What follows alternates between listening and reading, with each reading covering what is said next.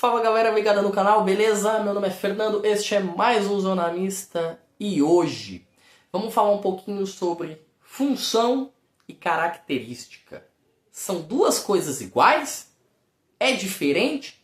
E se for diferente, qual que é a diferença delas? Vamos falar um pouquinho sobre isso, mas antes eu peço que você, por favor, curta, comente, compartilhe e se inscreva no canal. Me ajude a chegar nos 200 inscritos para provar para o YouTube que a gente consegue fazer um conteúdo legal, tá bom? Ontem eu falei que ia ter vídeo no canal e não teve, tá? Eu peço desculpa para vocês porque eu realmente tive um problema de saúde, não estava em condições. Quem tem problema respiratório e mora em São Paulo sabe a dificuldade que é, tá? Então eu tava literalmente fora de combate ontem. Mas chega que história triste todo mundo tem, eu quero saber de futebol e vamos falar de futebol hoje, tá? Eu tinha outros temas para falar, mas eu acho que esse vídeo vale pro torcedor comum. Porque ontem eu tava vendo o jogo do São Paulo e no pós-jogo eu presenciei alguns comentários do tipo: por que ele não coloca o Rian? Os caras do Libertad tão cansados, ele tem que escalar o Rian e o Rian. E eu falei, eu acho que você tá tendo uma leitura errada do que foi o jogo, do que o jogo pede. E aí eu fiquei pensando que tem muito torcedor que não tem a leitura de jogo, que não consegue ler o jogo, não sabe o que o jogo pede. E às vezes o vídeo que eu postei na última terça-feira explica muito isso. Porque o caminho onde levam eles não é o caminho que deveria ser o correto. Tá? Mas vamos tentar explicar qual que é a diferença de função e características para vocês entenderem por que o pensamento do torcedor precisa ser modificado com relação a isso. Tá? Eu vou deixar 3 caras aqui, ó. Ronaldo, Cristiano Ronaldo e Thierry Henry. São 3 jogadores que são camisas 9. A função deles é fazer gol. A característica deles é completamente diferente. Mas dentro do que o esporte pede, a função deles é o quê? Fazer gol. O Ronaldo tem que fazer gol, o Henry tem que fazer gol, o Cristiano Ronaldo também tem que fazer gol. Tá? Cada um deles pode ter esta função ou outra função. Por mais que a função principal deles seja fazer gol, o treinador pode pedir que eles joguem em outras funções. Tá? Cara, eu quero que você jogue como um ponta hoje, pode ser? Um meia. Por exemplo, o Messi, quando ele começa a sua carreira, ele começa como um meia atacante. E o Messi já jogou como falso 9, o Messi já jogou como ponta, mas o Messi é um segundo homem de ataque, ele fica atrás do camisa 9. Então ele já jogou em funções diferentes, já efetuou funções diferentes. Tá? Vamos falar um pouco do Cristiano Ronaldo, bem rápido, só para exemplificar. A característica dele é pelo que ele é conhecido, são as valências, as potencialidades que ele tem. Tá? Então, por exemplo, vamos pegar o caso do Cristiano Ronaldo. Pelo que o Cristiano Ronaldo é conhecido? O Cristiano Ronaldo faz gol de cabeça, faz gol com a perna direita, com a perna esquerda, faz gol de bicicleta, faz gol de costas, com a coxa, faz gol com os bagos, faz gol com o peito, faz tudo quanto é jeito o cara faz gol. Ele é conhecido primeiramente por definição. Ele é um definidor nato, qualidade, muita força, potência. Né? Você pega o corpo do Cristiano Ronaldo, o cara é um tanque, é uma máquina. Se cuida, tem uma saúde muito boa, lá ele. Né? Principalmente força de arranque, o cara também tem uma boa força de arranque, né? Ele tem velocidade para os 40 anos que ele tem. Então, ele é conhecido no futebol, quando ele era mais novo, ele era mais ciscador, era mais rápido, ele tinha uma característica diferente. Conforme a idade foi passando, ele foi se adequando ao que o jogo pede. Ele não poderia mais ser um ponta com 34, 35 anos, porque ele não tinha a velocidade necessária. Ele não tinha a característica necessária. Então, ele foi para uma posição nova, virou um camisa 9, e aí ele trabalhou a sua característica, mudou a sua característica para entregar, para potencializar, né, os seus números, entregar melhores números. Aí vamos falar um pouquinho do Ronaldo, Ronaldinho fenômeno, tá? O Ronaldinho no começo de carreira, a característica dele era a explosão. Cara de explosão física, que ele parecia uma flecha. Quando ele pegava a bola no meio de campo, ele parava no gol e ninguém segurava ele. Ninguém. Ele era muito rápido. A definição dele era tão boa? Não.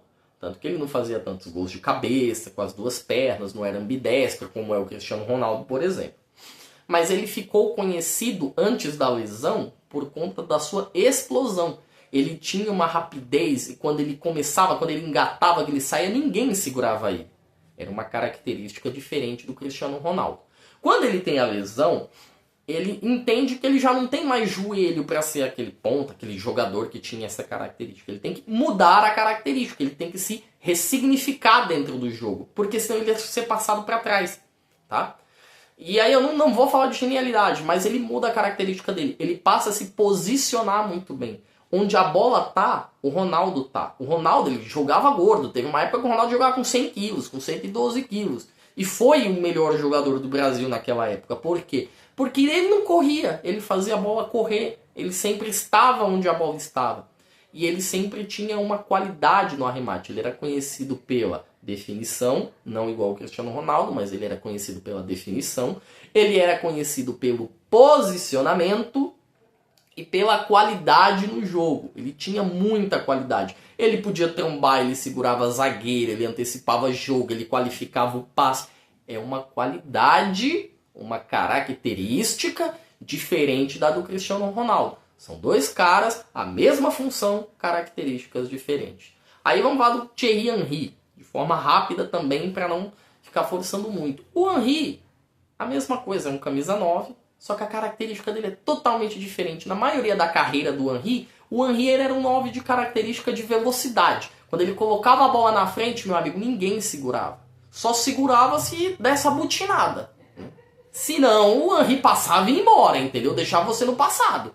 O Henry era muito rápido, ele tinha uma boa definição com a perna direita, tinha uma ótima definição com a perna esquerda, mas não era um grande definidor, né? Era um bom definidor, não era igual o Cristiano Ronaldo, por exemplo. Ele era muito conhecido pela sua habilidade de drible e pela sua velocidade. Você viu que eu falei de 3 camisas 9, que a função deles é a mesma, que é fazer gol, mas cada um é conhecido de forma diferente? Essa é a diferença de função e característica. Cada um tem uma característica diferente. E às vezes o jogo ele vai pedir essa característica para um outro. Aí vão me perguntar, pô Fernando, mas no início você estava falando do jogo do São Paulo. Por que você está falando do São Paulo e agora você está falando deles? O jogo foi só para exemplificar. O vídeo é exatamente sobre a característica dos jogadores. E para fazer o torcedor comum entender que essa característica é o que de fato manda nos jogos. Tá? Vou citar um exemplo. Você tem o Leva, você tem o Cristiano Ronaldo, você tem, por exemplo, o Henry. Qual deles é melhor? Alguém vai me perguntar, qual deles é melhor? A minha resposta é, depende. O que o jogo pede? O jogo pede velocidade? Eu não vou colocar o Leva num jogo que pede velocidade, eu vou colocar o Henry. O jogo pede definição? Não vou colocar o Henry, eu estou entre Leva e Cristiano Ronaldo. O que o jogo está pedindo? Qual que é o desenho do jogo? Quando a gente fala em leitura de jogo, é isso. É entender o desenho do jogo. É entender para que caminho o jogo vai de acordo com as equipes que a gente tem no campo. A gente tem que entender isso, a gente tem que saber isso, para saber o que o jogo vai pedir para você. Tá? E muitas vezes o torcedor, ele não tem essa noção, ele não tem esse entendimento. E vale muito a pena o torcedor ter esse entendimento para saber ler, para saber entender, para saber captar coisas do jogo que normalmente ele não vai conseguir sem essa leitura, esse entendimento. Vou citar outros exemplos, tá? E agora eu vou focar nas equipes do Brasil, por exemplo. O Flamengo, ele joga de um jeito, tá? Eu tenho lá o meu atacante. Aí o meu atacante vai enfrentar a zaga do Flamengo. A zaga do Flamengo é uma zaga extremamente rápida e técnica. Não adianta eu colocar um centroavante que é mais paradão, que é mais parrudão, entendeu? Por exemplo, tipo um Caleri. O Caleri é um cara mais paradão. Para uma zaga técnica, não vai valer muito, porque ele não vai ganhar uma na velocidade. O malemar que ele vai conseguir é no jogo de corpo, vai bater, vai encher o saco do zagueiro, vai brigar, vai espizinhar o zagueiro ali. Agora, você pega uma zaga que nem a zaga do Palmeiras, que é uma zaga, sabe, mais envelhecida. Tem o Gustavo Gomes, que é um cara que tem posicionamento, ele se posiciona bem. Característica diferente das duas que eu acabei de falar, ele se posiciona. Pô, Um Caleri ali já faz total sentido. É um cara que vai se posicionar junto, que vai gerar briga, que vai gerar, sabe, luta, que vai abrir o espaço, vai tirar ele da área dele. Ele não é tão rápido, então não vai conseguir dominar o Caleri com tanta facilidade. Entendeu o que eu tô falando? Por exemplo, a zaga do São Paulo. A zaga do São Paulo pegou o Arboleda. Um zagueiro extremamente rápido, mas não é tão técnico. Então você precisa de um atacante técnico. Pra quê? Pra fazer a bola correr. O Arboleda que corra, a bola que corra. O atacante não precisa. Se o atacante ficar paradão esperando a bola chegar lá pra ele, o Arboleda correndo atrás do ponta que nem louco, quando a bola chegar pro camisa 9 definir, ele vai ter espaço, ele vai ter tempo. São duas coisas que pronto, acabou. Simplesmente é isso que ele precisa, de tempo e espaço para poder definir a jogada.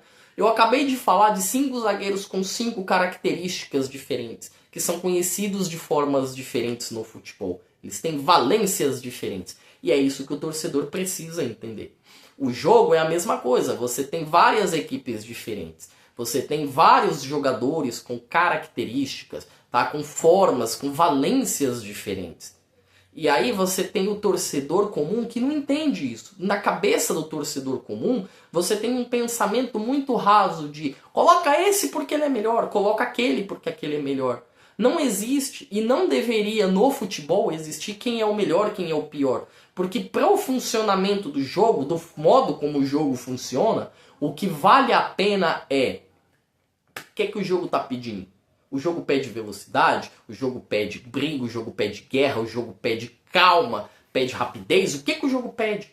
O melhor para o jogo é o que vai fazer você, o que você fizer para tirar o adversário do seu método, da sua casa de conforto. Se você conseguir fazer o adversário sair da sua zona de conforto, você vai ganhar o jogo.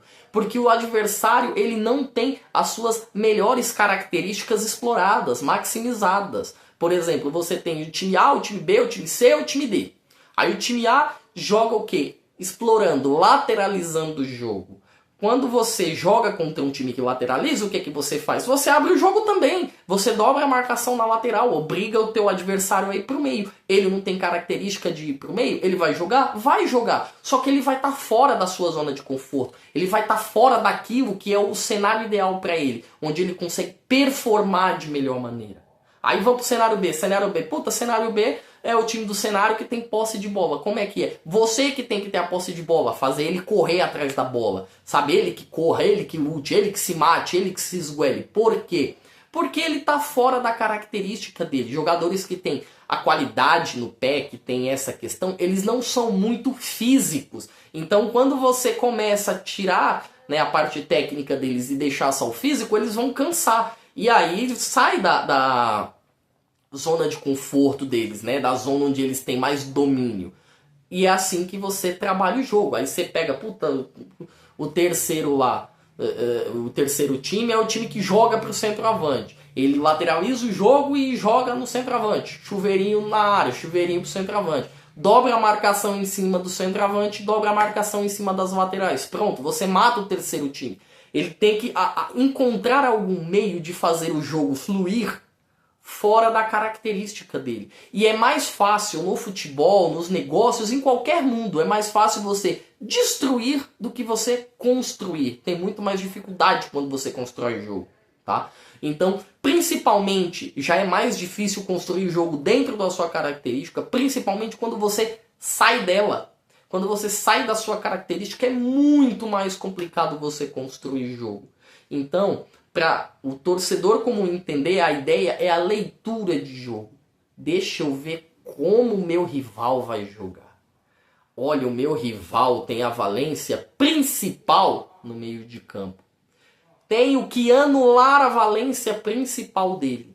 Tenho que destruir o que de melhor ele tem. Porque quando ele tiver aquilo destruído, fica muito mais difícil para ele construir o jogo de outra forma. Você sai ganhando. O jogo se ganha quando você consegue anular o que de melhor o teu adversário tem. O que de melhor ele fornece, ele oferece. Quando você mata isso, você já sai ganhando o jogo. Já fica mais fácil de você ter o placar final. Vai ter o placar final? Cara, não sei. Futebol é maravilhoso porque nem sempre a melhor estratégia é a que vale, tá? Mas assim, quando você tem determinadas estratégias que são mortas ali, a mudança de campo, a mudança de plano, a mudança de visão se torna muito mais difícil, muito mais complexa, por exemplo. Tá? E para o torcedor comum vale esse entendimento, vale esse questionamento. O futebol não se dá por quem é melhor ou pior, tá? Por exemplo, o time do Barcelona, peça por peça, era melhor que o time da Inter de Milão. E a Inter passou. Dentro da sua característica, a Inter anulou o Barcelona da melhor maneira, tá?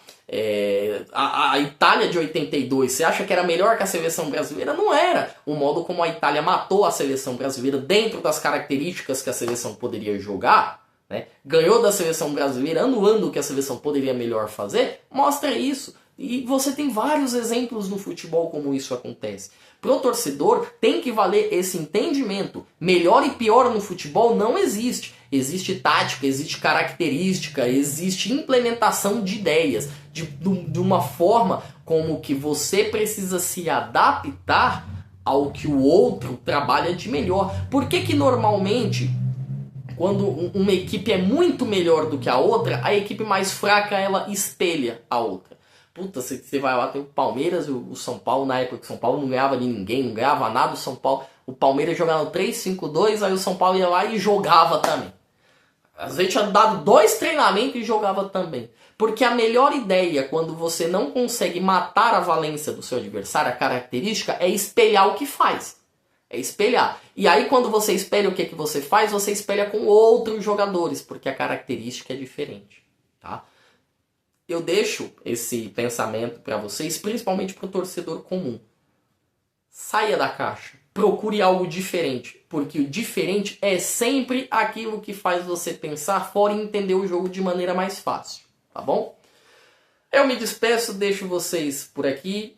Esse é mais um Zona Mista. Amanhã temos muito assunto. Amanhã tem Santos para falar, amanhã tem Corinthians para falar, amanhã tem seleção para falar, já que o Edinaldo meio que já saiu, né? Então, o que tem de assunto aí não é brincadeira não. Peço que vocês, por favor, curtam, comentem, compartilhem e se inscrevam no canal para me dar aquela ajuda a chegar nos 200 inscritos o quanto antes, tá bom, pessoal? Eu me despeço, este é mais um Zona Mista. Fui!